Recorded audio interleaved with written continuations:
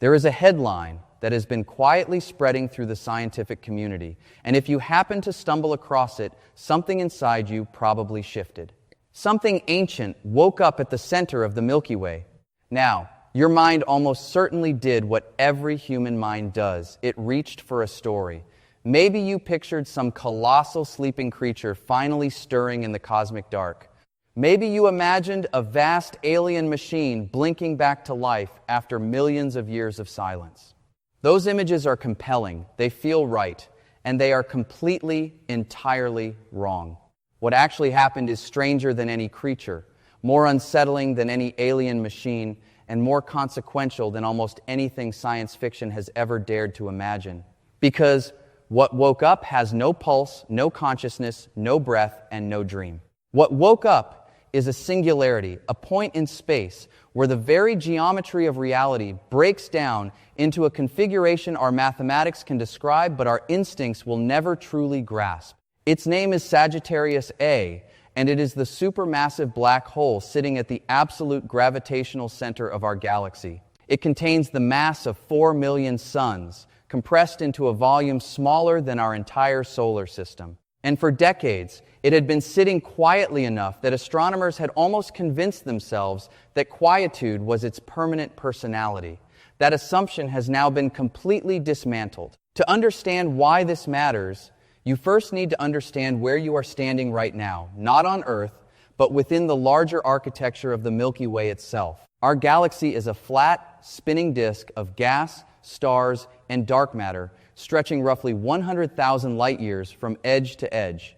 Our solar system sits nestled within one of its outer spiral arms, approximately 26,000 light-years from the center. Try to hold that scale in your mind for a moment. Imagine a metropolitan area so unimaginably vast that its central core is completely invisible to anyone living in its outermost suburbs, and those suburbs are not separated from downtown by miles, but by a distance that light itself, traveling at 300,000 kilometers per second, would need 26,000 years to cross. At the heart of that cosmic metropolis sits the central engine. For so long, it appeared inert, dormant, almost decorative in its stillness, that the residents of the outer suburbs, meaning us, had quietly reclassified inactivity as its default condition. And then, without warning, that engine fired. A catastrophic pulse of energy tore outward from the galactic core in every direction simultaneously. The suburban residents could not see the original flash. Between us and the center lies an enormous thicket of obscuring material, vast molecular clouds, and dense lanes of interstellar dust that absorb and scatter visible light as efficiently as a solid wall. But invisibility is not the same as silence. The evidence traveled outward in a different form, and when it arrived, the geometric fingerprint it carried was precise, unambiguous, and deeply revealing. What the astronomers detected was not the ignition. What they detected was the echo. And to understand what that echo means, what it tells us about violence, time, and the long-term fate of our galaxy, you first need to understand what a black hole actually does to the material that wanders into its gravitational reach. Because most of what popular culture has taught you about black holes is either incomplete or outright misleading. A black hole is not a cosmic vacuum cleaner relentlessly consuming everything around it. The reality is simultaneously more passive and more terrifying. And it begins with a single, elegant idea that gravity is not a force at all, but a shape, a curvature pressed into the fabric of space and time itself. A black hole, left entirely alone, is a remarkably passive object. It does not hunt. It does not reach out and pull things toward it with any active intention. It is simply a deep geometric depression pressed into the fabric of space-time, and it sits there, perfectly still, warping the local geometry around it exactly as general relativity instructs it to. The drama begins only when something external drifts into its gravitational territory. A molecular gas cloud wandering too close. A star nudged off a stable orbit by a chance encounter with a passing neighbor. A thin stream of diffuse interstellar gas being slowly funneled inward over thousands of years. The black hole does not pursue these objects. Geometry does the work instead. As infalling material approaches the point of no return, something extraordinary happens to it. The gravitational field of a black hole is not uniform across the extended body of an object. The side of that object nearest the singularity experiences a dramatically stronger gravitational pull than the side farthest away. This difference, this gradient, is called tidal shear. And tidal shear does not simply accelerate an object toward the center, it stretches it. It elongates the infalling body along the radial direction while simultaneously squeezing it from the sides, like cosmic taffy being pulled apart in one direction and compressed in another. Stars get torn apart by this process. Gas clouds get shredded and flattened. What emerges from this destruction is a structure called an accretion disk, a spinning, swirling ring of superheated material circling the black hole at tremendous velocity. This disk is one of the most thermodynamically violent environments in the entire observable universe. As the gas and stellar debris spiral inward through its layers, friction and magnetic turbulence convert gravitational potential energy into heat at a rate that is almost impossible to communicate in ordinary language. The temperature in the innermost regions of an active accretion disk climbs to tens of millions of degrees. At those temperatures, matter does not merely glow with visible light. It blazes in the X-ray portion of the electromagnetic spectrum, releasing energy with a luminosity that, in the most extreme cases, can outshine every single star in an entire galaxy combined. Before any of this infalling material actually crosses the event horizon, before it disappears from our universe permanently and irreversibly, it announces its fate loudly. It broadcasts a torrent of high-energy photons that explode outward across interstellar space in every direction. This is precisely what happened at the center of the Milky Way. Something fell into the gravitational domain of Sagittarius A. The precise nature of that something remains an active subject of research, with the leading candidates being either a dispersed molecular gas cloud or a fragment of a star torn apart by a gravitational disruption event. But whatever it was, the consequence is clear. Sagittarius A times briefly became dramatically, violently more active. It generated a powerful pulse of X-ray and ultraviolet radiation that tore outward from the galactic core in every direction at once. And here is where the physics becomes almost philosophically disorienting. That event did not happen recently. The flare we are detecting now, the echo we are currently mapping with our instruments, was generated approximately 200 years ago. Think about what that means. The galactic center is 26,000 light-years away.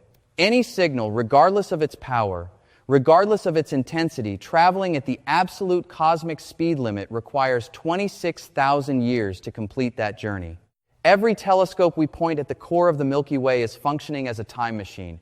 Every image it returns is an ancient relic. And the 200-year figure hiding within that ancient light is a discovery built on one of the most elegant pieces of physical detective work in modern astrophysics. To understand exactly how scientists extracted a 200-year timestamp from a 26,000-year-old signal, you need to understand a remarkable phenomenon called X-ray reflection nebulae. When the original pulse of high-energy radiation from Sagittarius A times propagated outward from the galactic core, it did not travel through empty vacuum. It traveled through a galactic center populated by enormous, cold molecular gas clouds, vast, dense structures containing billions of tons of interstellar material that have been drifting through the inner galaxy for longer than our solar system has existed. When a high-energy X-ray photon strikes one of these cold clouds, it does not simply pass through, it scatters. The cloud absorbs the incoming energy and re-emits it in a characteristic fluorescent signature, most distinctively through a very specific spectral line produced by iron atoms being energized and then releasing that energy in a measurable, identifiable wavelength of light. What astronomers discovered is that several molecular clouds in the vicinity of the galactic center are currently glowing with precisely this fluorescent iron signature. The clouds are lit up from within, radiating a borrowed light that does not belong to them, light sourced not from any internal star, but from an external illuminating event whose origin can be traced. Using polarization measurements of the scattered light, researchers reconstructed the geometry of the scattering with considerable precision. The direction from which the original photons arrived points back unambiguously to Sagittarius A times as the source. The clouds are reflecting the galactic core's ancient outburst, like enormous cosmic mirrors suspended in the dark. The timing calculation follows directly from the geometry. Different clouds sit at different distances from both the source and from us. Each cloud received the original pulse at a slightly different moment, depending on its position relative to the line connecting Sagittarius A times to Earth. By measuring the differences in brightness and illumination across multiple clouds at different angular separations from the core, and by carefully accounting for the light travel time each scattered photon required to complete its journey to our instruments, astronomers worked backward through the causal geometry and arrived at a specific ignition window roughly 2 centuries ago in the reference frame of the radiation's arrival at Earth. This is not an estimate built on assumption. It is causal geometry made possible by general relativity, the kind of reasoning that classical intuition simply cannot accommodate without deliberate intellectual effort. What makes this discovery so striking is not merely the technical elegance of the method, it is the implication that this kind of outburst is possible at all. For decades, Sagittarius A times occupied a comfortable category in the mental taxonomy of working astronomers, a supermassive black hole, certainly, but a relatively quiet one, a sleeping engine. The flare it produced 2 centuries ago does not fit that category. It demands a reclassification, and the reclassification carries consequences that extend far beyond the immediate event itself, because Sagittarius A times is not simply the gravitational anchor of our galaxy. In the language of modern astrophysics, it is an active galactic nucleus in a temporarily subdued state. The word temporarily is carrying enormous weight in that sentence. The subdued state is not the natural state. It is not the permanent condition. It is a phase, one phase, among others, in a dynamic, evolving system that operates on timescales our civilization has never been old enough to observe directly. And when a galactic nucleus moves out of its subdued phase, when it ignites with sufficient intensity, the consequences do not stay local, they propagate. They reach outward across tens of thousands of light years and reshape the internal structure of the galaxy itself in ways that are still being calculated and debated by researchers around the world. When Sagittarius A times erupts, the radiation it releases does not merely illuminate the surrounding gas clouds. It physically interacts with them at a fundamental level. High-energy photon pressure and the intense particle winds that accompany active accretion events pump enormous amounts of thermal energy into the cold molecular structures distributed throughout the inner galaxy. As those clouds absorb this radiation, their internal temperature climbs. And that temperature increase has a direct, measurable consequence for the future of our galaxy, because cold molecular gas clouds are not passive bystanders in galactic evolution. They are the raw material from which new stars are born. Star formation is a gravitational process. A cold gas cloud, dense enough and cool enough, will eventually begin to collapse under its own self-gravity. The compression accelerates as the cloud center grows denser. The temperature and pressure at the core climb toward the threshold required for nuclear fusion, and a new star ignites. This is how the galaxy has been manufacturing stellar systems for billions of years. But this process has a critical requirement: the gas must be cold. When gas clouds are heated, when their internal thermal energy is raised above a certain threshold, the pressure generated by that heat resists the gravitational compression. The collapse stalls. The star never forms. The cloud remains diffuse, extended, and sterile, drifting through the galaxy without ever fulfilling the gravitational destiny it would have met under cooler conditions. This mechanism, where radiation from an active galactic nucleus heats the surrounding gas and suppresses the formation of new stars, is one of the most consequential processes in all of galactic astrophysics. Scientists refer to it as radiative feedback, or more broadly as AGN feedback, depending on the specific physical channel through which the energy is being transferred. And it is not a minor or peripheral effect. Current models of galaxy evolution treat AGN feedback as one of the primary regulatory engines governing the total stellar population of a galaxy across billions of years. The central black hole is not merely a gravitational anchor. When it activates even briefly, even intermittently, it reaches outward across tens of thousands of light years with invisible radiation and turns off the very factory responsible for building new suns. The implications for the Milky Way are significant. Many astrophysical models had suggested that our galaxy had largely passed through its most turbulent evolutionary phase, that the wild early period of intense star formation and galactic nucleus activity was behind us, that what remained was a long, gradual, relatively peaceful decline into old age. The recent detection of Sagittarius A S Echo does not disprove those models entirely, but it complicates them substantially. It is a reminder, written in the language of fluorescent iron and scattered X-rays, that the galactic center retains the capacity for violent outbursts, that the engine is not decommissioned, it is idling. Each outburst from Sagittarius A times sends a regulatory pulse through the surrounding galactic structure, a pulse that reshapes the probability distribution of future stellar formation in ways that propagate forward through cosmic time. The star that does not form because a gas cloud was heated by this echo will not exist in 10 million years. The planetary system that would have orbited that star will not exist. Whatever biology might have eventually emerged on those planets will not exist. A single pulse from the galactic core 2 centuries ago already altered the long-term inventory of the galaxy in ways that cannot be undone. This is what it means to say that the central black hole governs galactic evolution, not through continuous, grinding activity, but through periodic, catastrophic interventions that redirect the entire trajectory of stellar history. We tend to think of the Milky Way as a stable home, a familiar, reliable structure that has been quietly spinning in the same configuration for as long as anything meaningful has existed on Earth. And on the timescale of a human life, that impression is entirely accurate.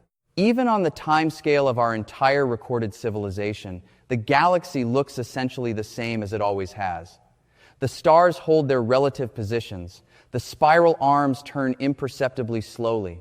The night sky changes only through the patient drift of precession, too gradual to notice within a single lifetime. Stability seems built into the architecture of the place. But the universe does not organize itself around human timescales. On the scale of galactic evolution measured in billions of years, punctuated by events separated by millions, stability is not the default condition. It is the pause between disturbances, the quiet period between outbursts, and the disturbances, when they come, originate from the most central, most gravitationally dominant structure in the entire galactic system, the 4 million solar mass engine sitting at the geometric heart of everything we call home. What our civilization has experienced as the permanent, peaceful background of the night sky is in cosmic terms an unusually calm interlude in a much more volatile story. There is something genuinely worth sitting with in this recognition, something that goes beyond the astrophysics and touches something more personal. Our existence here, in the quiet outer reaches of the galaxy, is not incidental. It is not a random accident of cosmic geography. The biological machinery that produced nervous systems sophisticated enough to build telescopes, develop general relativity, and decode the fluorescent glow of iron atoms 26,000 light-years away did not emerge near the galactic center. It could not have. The galactic center is not hospitable to the kind of slow, patient chemistry that life requires. The radiation environment near Sagittarius A, even during its quietest periods, is orders of magnitude more intense than anything in the outer disk where our solar system resides. The periodic flaring events outbursts, like the one whose echo we are currently mapping, would be catastrophic at close range.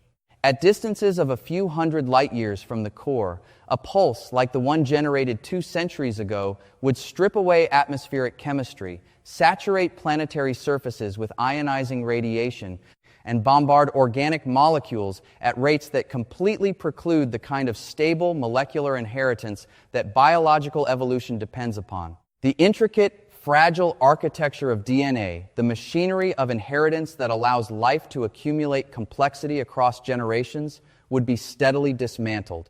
The 26,000 light-years separating us from the galactic center is not merely a distance on a star chart, it is a physical buffer of protection.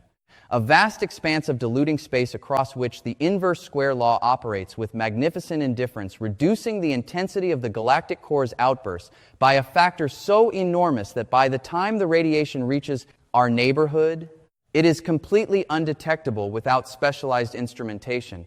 We evolved in the shadow of a sleeping giant. The giant has now briefly stirred, and we learned about it not through any direct effect on our bodies or our atmosphere or our planet, but through the patient, precise analysis of scattered X-ray photons reflecting off clouds of iron-bearing gas in the inner galaxy. That fact alone, the fact that we can sit here, completely safe, and decode a violent event that unfolded at the gravitational center of our galaxy, is itself one of the more remarkable things our species has ever accomplished.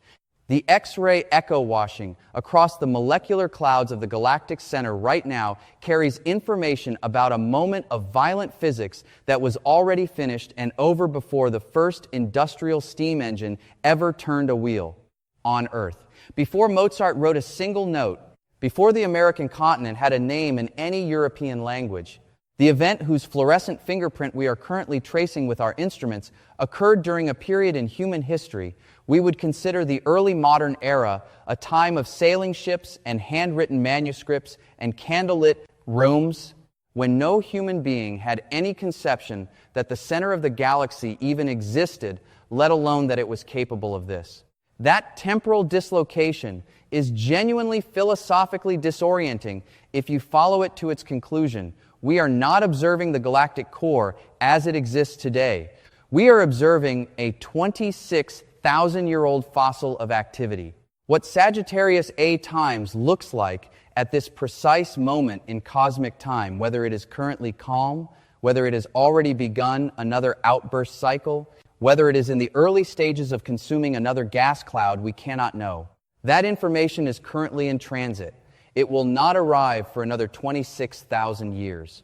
Every astronomical observation we make of the galactic center is a reading of ancient history, received in the present, about a source whose current state is permanently inaccessible to us.